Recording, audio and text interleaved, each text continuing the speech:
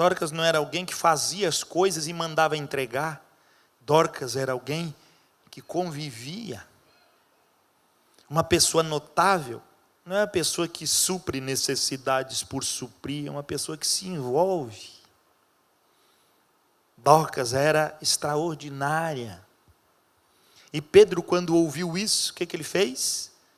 Botou realmente na direção daquilo que Jesus fazia, colocando todo mundo para fora, ficou ele sozinho. E então ele se ajoelha e clama para que o espírito daquela moça voltasse. E então se levanta e diz para ela: Tabita, levanta. O que diz o texto sagrado? Ela levantou.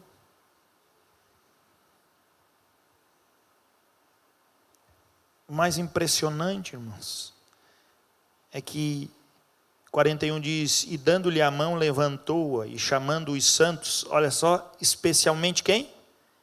As viúvas, apresentou-a viva. Aqui sim, aparece dentro do contexto, a primeira vez, especialmente. Sabe qual é a raiz dessa palavra? A mesma de notável.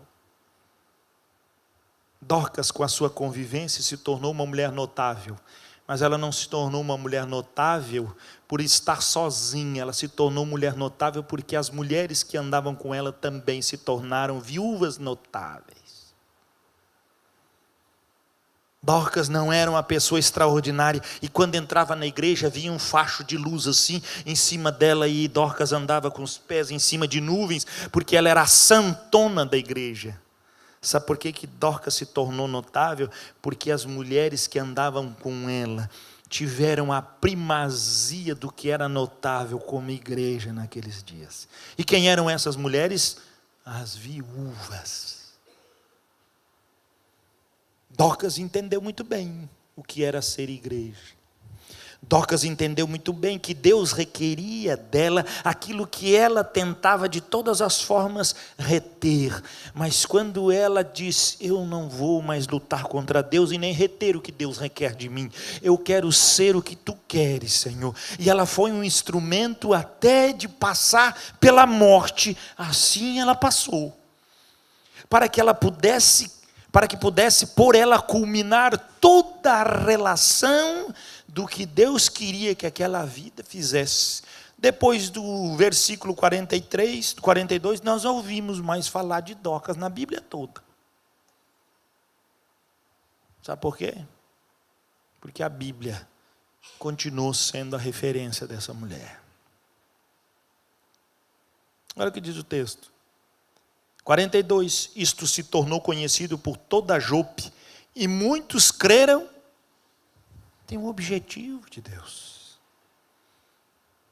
Muitos creram. Creram por quê? Porque muitos na cidade sabiam do valor que aquela mulher tinha. Mas ela não era dentro da igreja valorosa, mas a Bíblia diz que muitos em Jope, pelo acontecido, vieram a crer no Senhor. As coisas na vida de Dorcas, até a morte, serviu para abençoar outras pessoas. Quando você retém aquilo que Deus está exigindo de você, eu quero dizer para você, meu irmão, você está sendo um entrave para a sua vida, você está sendo um entrave para o reino de Deus, você está sendo um entrave para a tua sociedade, para a nossa cidade. Dorcas, quando se tornou notável diante de Deus, ela se tornou notável diante de Deus, ela se tornou notável dentro da sua igreja, e ela se tornou notável dentro da sua sociedade. Dorcas era um instrumento de Deus para ser bênção, um instrumento de Deus para manifestar algo que nós muito pouco desejamos: entregar para Deus aquilo que nós sabemos que temos e que assim devemos proceder.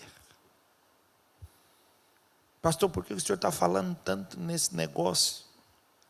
Eu estou falando porque Deus mandou falar. Deus está exigindo de você nessa noite uma atitude diferente da que você tem tomado. Ele quer manifestar na sua vida algo notável, extraordinário.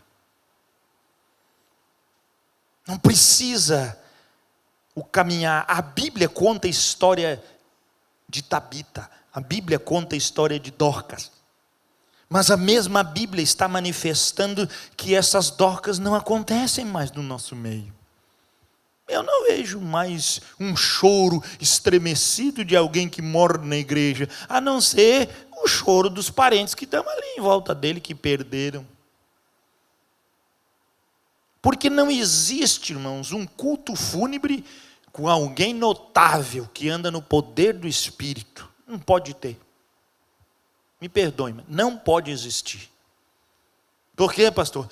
Porque tem que ser um culto realmente que manifeste glórias, que manifeste os feitos, que manifeste a ação de Deus. Esse negócio de ficar chorando por defunto, isso é coisa que nós como igreja temos deixado muitas vezes nos envolver com os sincretismos e os medos que a morte paira sobre os que não têm esperança. A igreja era para transformar os atos fúnebres em um mover de fé, que foi através da morte de Dorcas e do poder de Deus de ressuscitá-la, que as suas obras não só foram visíveis dentro, mas já tinham alcançado lá fora, e no mover das obras que alcançaram, foi manifestado glória a Deus. Nós precisamos entender as coisas que são inteiras e que pertencem a Deus, como princípio que são dele. Ele não vai mudar isso. Ele não vai perder.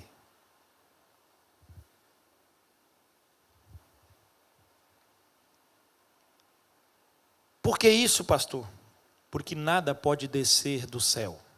Escute bem, nada pode descer do céu, se primeiro não foi deixado na terra. Não pode. Deus não vai mandar nada do céu para abençoar e encher a sua vida se não for ou não tiver espaço e lugar para que as coisas do céu possam cair na sua vida, possam transformar a sua vida, possam mudar o seu coração. Por quê, pastor? Porque Deus não vai botar nada, porque se Deus colocar as coisas do céu no seu coração, você vai deixar as coisas do céu de lado, porque as que estão no seu coração você domina e as do céu você não consegue dominá-las. Esse é o princípio.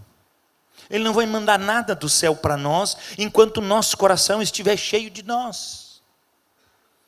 Mas ele mandou para Dorcas, porque Dorcas estava cheio com seu coração de viúvas, cheio de necessitados, cheio de igreja. Então ela possuía isso. E se alegrou com os que estavam com ela. Viver a essência daquilo que está sendo manifestado no texto sagrado. É ver que Pedro, quando está clamando ao Senhor, ele pede do céu para que o céu mande o quê? Vida novamente sobre Dorcas. E por que veio vida do céu sobre Dorcas? Porque Dorcas estava sem vida. Ela estava morta. E então o céu pôde entrar de novo em Dorcas e levantá-la de novo. Se Dorcas já tinha um espírito notável, obras extraordinárias, você pode imaginar o que Dorcas fez dali para frente, ressuscitada, testemunhando. Ah, mas a Bíblia não fala. A Bíblia não precisa falar, porque Dorcas não era o holofote, quem era o holofote era Cristo. Dorcas manifestou tudo isso, porque Deus foi extraordinário, Cristo a preencheu completamente, e ela não podia caber em si, porque ela não reteve nada, entregou-se a Deus em tudo, e depois que entregou-se a Deus em tudo, ela foi tão plena de Deus, que até no meio da morte, a maior fraqueza do homem, o céu veio e preencheu ela de novo. Se não for para te servir, quem sou?